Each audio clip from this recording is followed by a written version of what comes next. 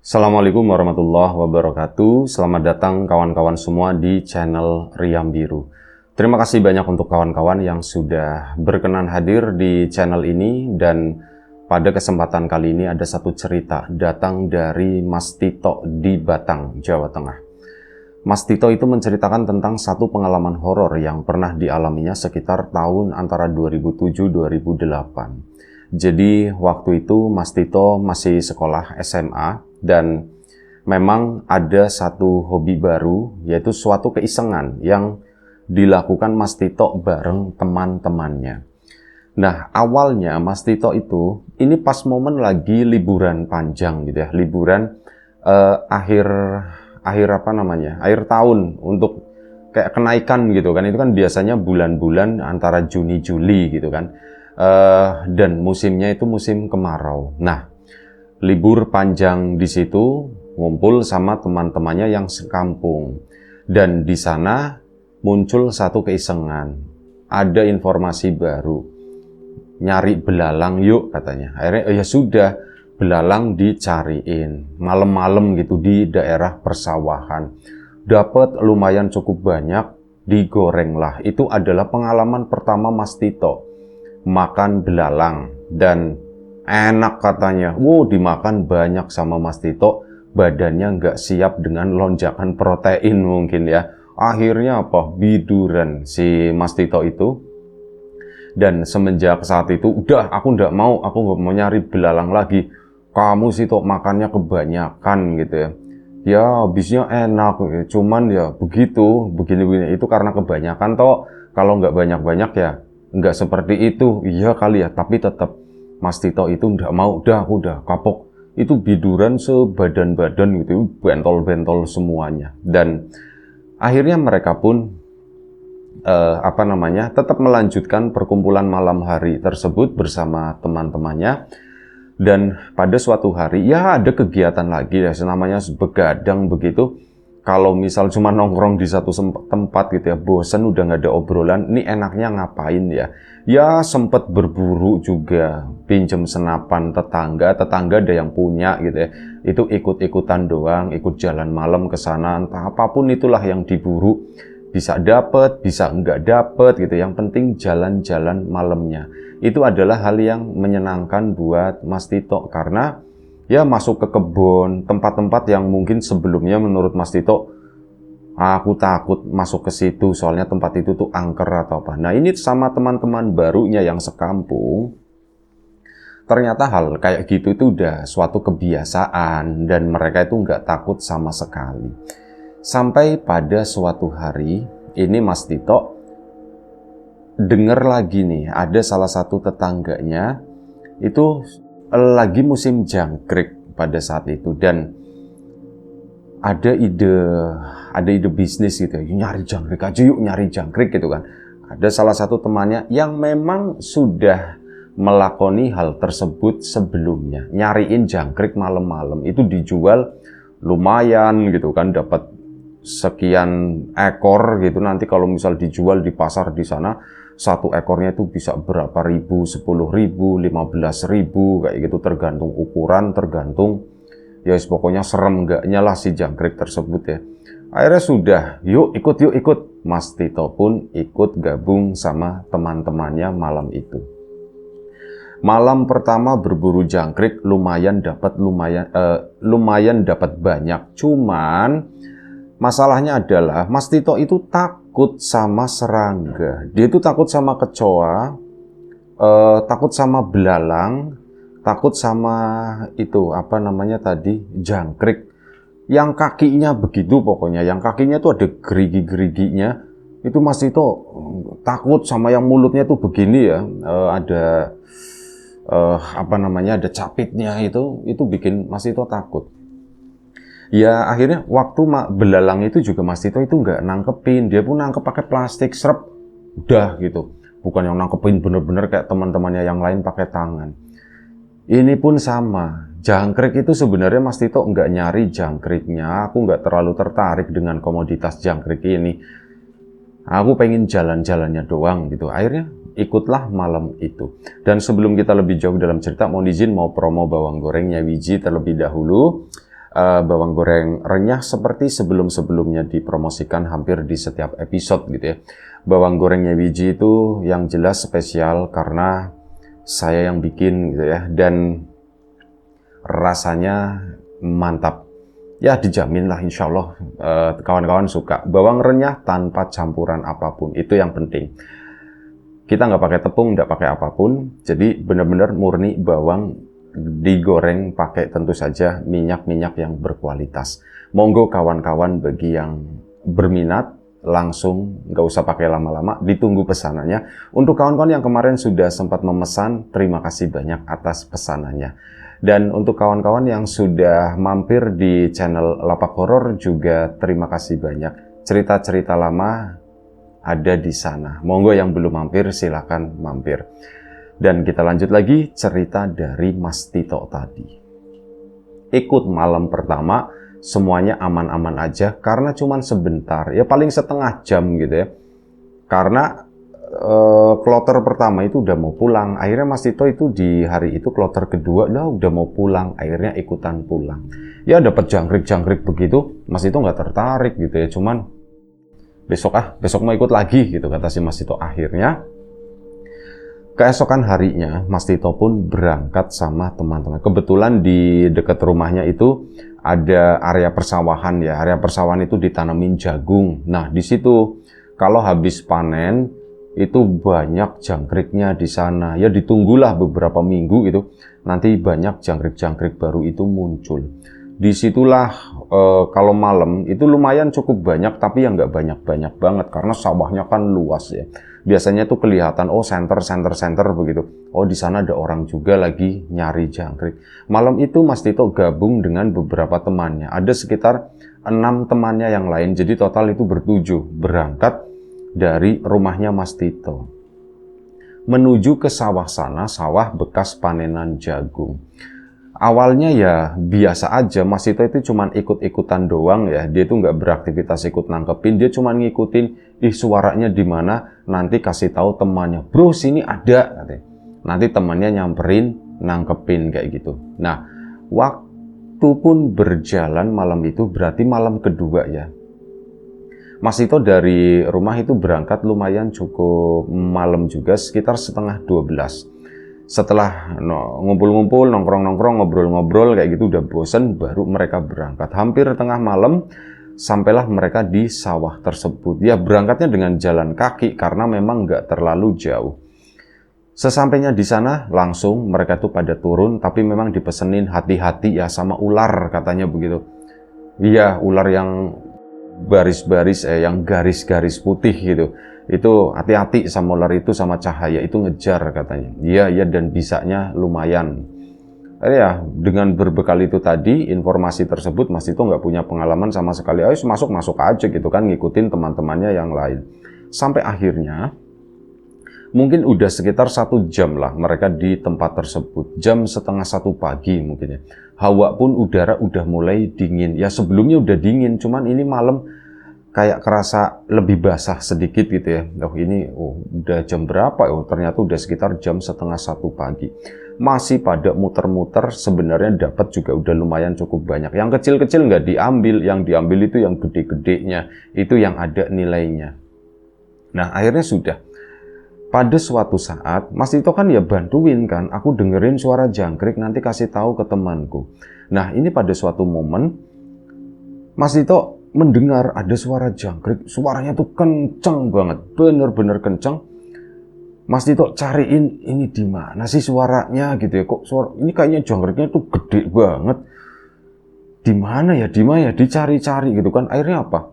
Ini biarin aja ngikrik gitu, kalau terlalu berisik nanti kan diem, hilang takutnya begitu. Mas Tito pun ke sana, cek. Gini-giniin center gitu kan, ngasih kode ke temannya gitu. Sambil di senterin begini, si temannya pun nengok, nunjuk, ada di sini. Nah, Mas Tito pun jalan duluan ke sana, temannya pun mendekat. Saat temannya mendekat, itu temannya berhenti di sana. Nggak bener-bener mendekat. Ya mungkin jarak sekitar 10 meter lah. Mas Tito itu lagi jongkok begini, ngedengerin. Cuman ngasih kode begini, mata pun nggak ngelihat. Ya ngeliriknya ke teman sebentar gitu ya, cuman dia tuh lagi konsentrasi sama suara, cuma nunjuk-nunjuk doang. Suaranya di sini, suaranya di sini. Gede gitu ya, pakai bahasa isyarat. Temannya nggak kunjung datang, temannya itu nggak mendekat sama sekali. Ini kenapa sih, udah tak kasih tahu, kok temannya nggak mendekat gitu ya? Kenapa sih gitu kan? Itu gede banget, gede banget. Nah pas nengok begini, barulah Mas Tito itu sadar, ternyata itu bukan jangkrik. Ada satu sosok mirip kayak orang, warnanya tuh hitam semuanya, rambutnya itu panjang, bener-bener panjang. Dia tuh nggak pakai baju putih kayak kuntilanak begitu, nggak, tuh kayak nggak pakai pakaian, tapi hitam semuanya.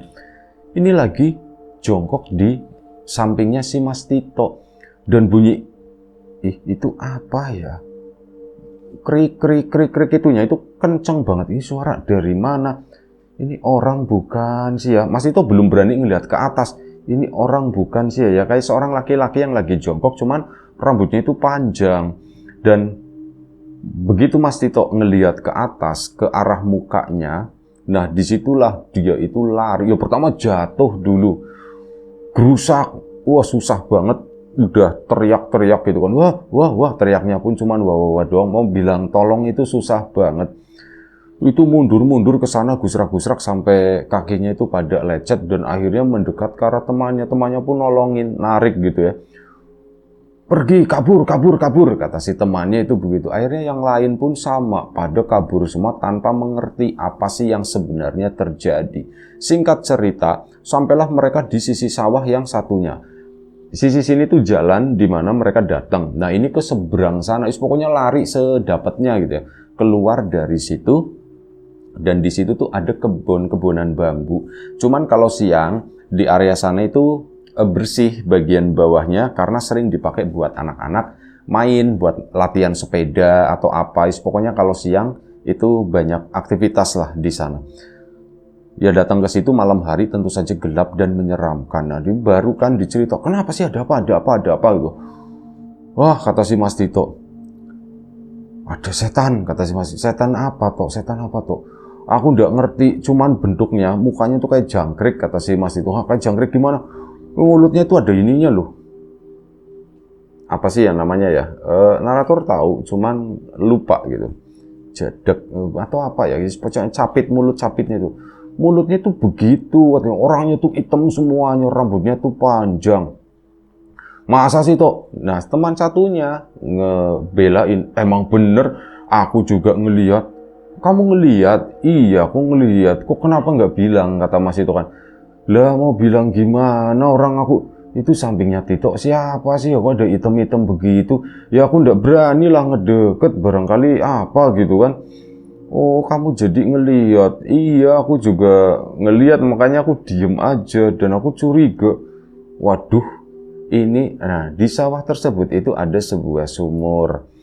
Sumur itu memang dihindari sama orang-orang yang bukan petani lah. Misal datang malam kayak gitu, jangkrik.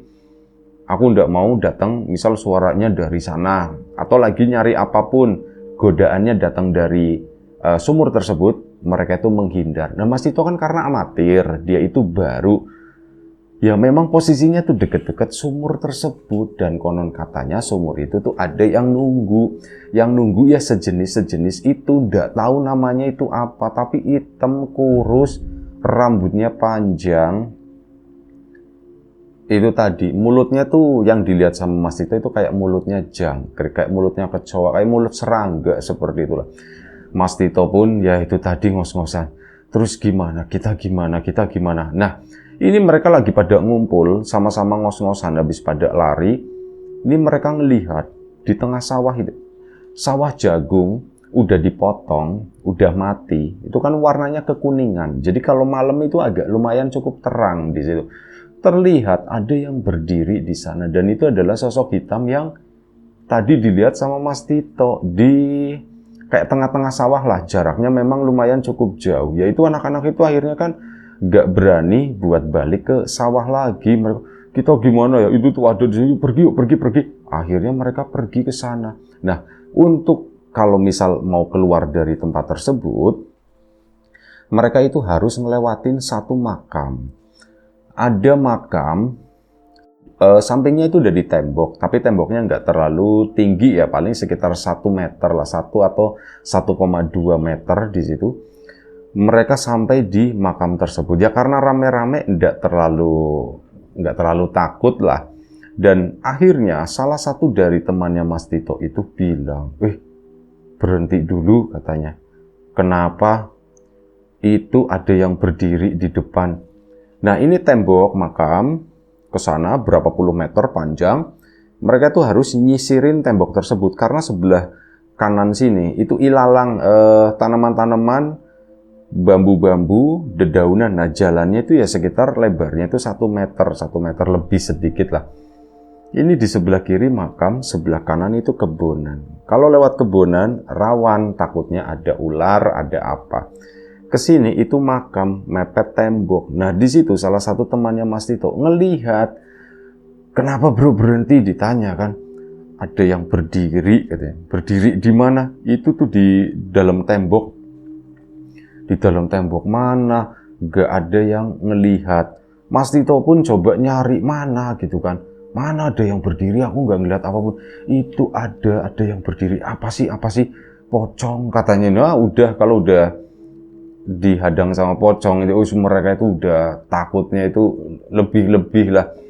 Terus gimana dong, ke sana ke belakang sawah ada yang hitam. Ini di sini kok malah warnanya putih, hitam putih begini, kita diapit sama 2 setan 2 warna begini, kata si Mas Tito gitu ya. Terus itu kita gimana? Kita udah diem aja. Nah, ada salah satunya temannya Mas Tito, ini ceritanya yang ya sosokan pinter atau bagaimana ya. Itu yang terlihat tenang, terus diem aja gitu. Bro, lagi ngapain? Ditanya sama Mas Tito. Kok udah diemin aja toh? Dia itu lagi komunikasi, kata temannya gitu. Oh, oke. Dibegituin kan, tenang. Tangannya tuh sedekap begini, matanya merem, diem aja, mulutnya pun samar-samar terlihat lagi komat kamit, nggak tahu ini lagi nyanyi lagu apa, gitu. Pokoknya nggak ngerti. Mas Tito pun ngeliatin gitu ya, lagi kondisi serem begini, mending mikirin lari atau bagaimana, mau ngapain, kayak gitu, dibegitu-begituin kan. Ternyata si orang tadi, temannya Mas Tito, itu gerakannya tuh aneh. Dia itu kayak orang kegatelan. Gatel maksudnya bukan kegatelan resek gitu, enggak. Kayak orang gatel, cuman apa? Tangannya itu udah bisa nggaruk.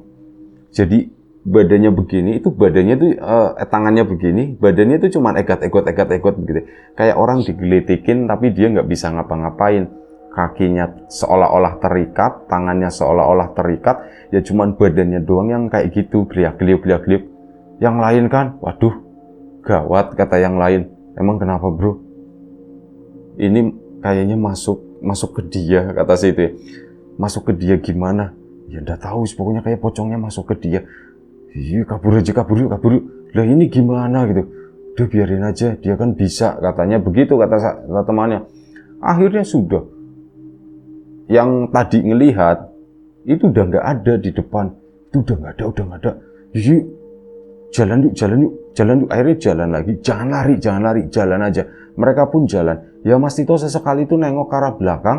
Ini temannya yang pinter tadi, yang tiba-tiba bersikap aneh, itu jalannya itu lompat-lompat, dep, ngikutin mereka. Mas Tito, kok jalannya lompat-lompat ngikutin kita? Baru disitulah kabur. Akhirnya kabur semuanya, lari menuju rumahnya Mas Tito, ke base camp, ngumpul lagi di sana. Ngos-ngosan, minum, ngerokok. Aku nggak mau ikut lagi, kata Mas Tito gitu ya. Aku nggak mau ke daerah situlah. Itu serem banget, masa dalam satu malam. Aku sih nggak ngelihat pocongnya gitu ya. Cuman kok si Tahir gitu katakanlah. Kok si Tahir begitu lompat-lompat seperti itu. Lah terus nanti dia gimana? Kalau dia nyemplung got gimana? Kata si Mas Tito-nya. Iya juga ya Tok ya. Itu kan lewatin got Tok. Kalau nyemplung gimana ya Tok? Ya mana aku tahu, kata si Mas Tito. Terus gimana dong, kita susul? Enggak ada yang mau nyusulin. Akhirnya mereka pun ya udahlah, pasrah gitu ya. Udah biarin aja. Kita doain aja semoga selamat si Tahir itu. mereka tuh lagi ya ngobrol-ngobrol kan, akhirnya membahas tadi itu tuh apa gitu. Nah, menurut salah satu temannya Mas Tito, yang di sawah tadi itu adalah penunggu sumur di situ. Wujudnya itu suka gonta-ganti. Kalau menurut para petani, misalkan mereka tuh lagi ngairin, misalkan ya, kan itu nggak cuma ditanamin jagung doang, tapi kan ganti-ganti kan. Nah, misal ada cara pengairan malam-malam gitu ya. Nah, mereka kan kalau memang stok air di sumur itu ada kan ngambilnya dari sana. Di situ kata si warga, ini selangnya, selang pompa airnya itu kadang suka berat buat diangkat gitu. Kalau dipaksain diangkat, jerut-jerut, nanti ada yang ikut, ada yang nempel di selang yang itu tadi keluar dari sumur. Oh, warga kabur semuanya gitu. Hal itu udah terjadi selama beberapa kali. Jadi saat diambil berat, oh udah nunggu biarin aja. Bahkan sampai pagi. Udahlah biarin aja sampai pagi. Nanti paginya diangkat itu udah enteng. Itu seperti itu. Ada cerita-cerita yang beredar di lingkungan para bapak petani. Lagi asik-asik ngobrol, tiba-tiba duk, duk, duk. Si Taher lewat berdiri di depan rumahnya Mas Tito.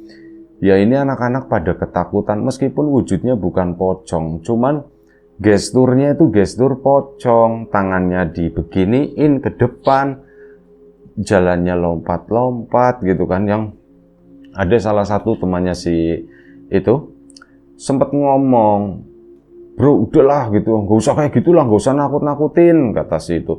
Akhirnya ya sudah, si Taher pun tetap berdiri di sana, tetap kekeh, nggak apa ya, udahlah gitu atau gimana. Dia tuh tetap di situ bener-bener sampai lama, mungkin sekitar 5 menit lah si si Taher tadi itu berdiri di situ nungguin. Nah ini anak-anak kan pada ketakutan ya di situ, dan akhirnya mereka pun memutuskan untuk udah kita bubar.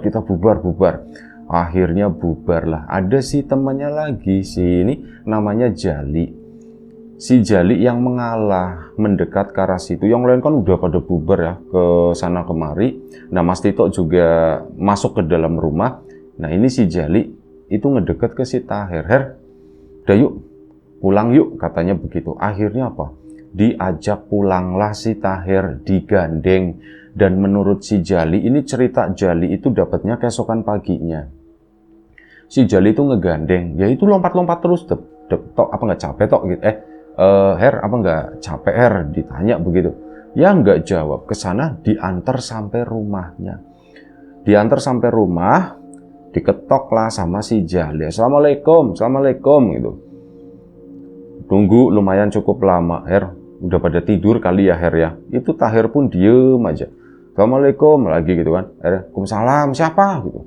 Ini Jali nganterin Taher. Nganterin Taher kenapa? Ngomong dari dalam sana. Taher mabok.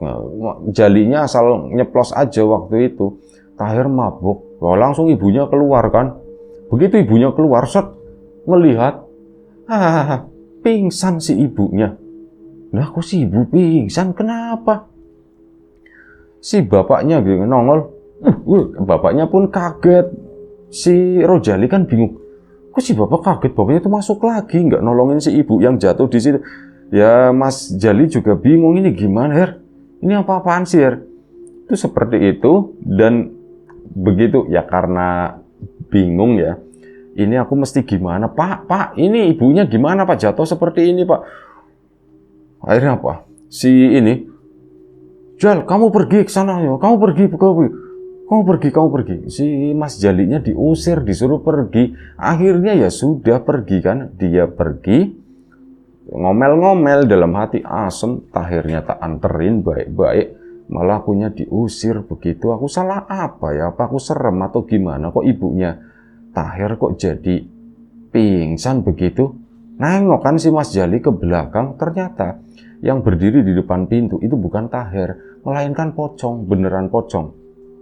Si bapaknya Mas Taher itu pun belum mendekat, ibunya tuh tidur di situ, jatuh. Ini pocong berdiri di depan pintu di sana. Nah, disitulah si Jali baru lari sekencang-kencangnya sampai ke rumah. Udah brek, udah tidur gitu ya. Kayak cuci tangan dulu gitu kan. Aduh, habis megang. Alah, aku habis megang ini. Cuci tangan dan sebagainya. Keesokan harinya meriang si Mas tadi. Mas Jali itu meriang dan akhirnya ya namanya temen gitu kan. Siang hari atau sore hari itu suka samper-samperan gitu kan. Nah, waktu itu nyamperin lah si Mas Jali tadi. Loh, Jali meriang. Nah, disitulah Mas Tito dapat cerita kalau semalam itu yang dianterin itu bukan Taher. Lah, Tahernya kemana? Tahernya itu pulang selepas subuh. Pagi-pagi itu pulang. Ya, bapak sama ibunya kan semalam itu si Jali gitu kan kesini bawa pocong ya. Bawa pocong. Bila kamu dari mana? Aku ketiduran, kata si Tahir. Kamu tiduran di mana? Tiduran di kuburan, katanya. Kuburan mana? Itu yang dekat sawah, kata si. Lah kamu ngapain di situ? Ya akhirnya cerita kan si Mas Tahir. Nah, siang harinya itu cerita kekumpul semuanya tuh. Ternyata kejadiannya seperti itu tadi. Mas Tahir sendiri saat dia diem itu ya ceritanya ya dengan versinya ya gitu. Mau tak lawan, mau tak usir, mau tak pindahin. Tapi enggak tahu. Aku tuh tiba-tiba nggak ingat apa-apa, kata si Mas Tahir. Selep, hilang begitu aja. Pas bangun-bangun, loh. Belum ada orang lewat. Dia bangun tuh bangun sendiri gitu. Lalat kalau nggak salah. Kalau udah pagi itu kan udah mulai ada lalat ya. Itu udah ngangeng di mulut atau di mana. Dia terbangun ya kaget. Bukan main, ternyata itu adalah kuburan. Akhirnya ya pulang sendiri, bajunya pun agak sedikit kotor ya. Tapi kotor-kotor musim kemarau itu kan beginian aja juga hilang. Ya ceritanya akhirnya ngumpul, jadi lengkap seperti itu. Malam selanjutnya mereka masih melek, cuman udah kita ndak usah kemana-mana lah. Di sini aja kalau ada ajakan kemana, kita skip dulu, paling aman itu di sini di rumahnya Tito aja.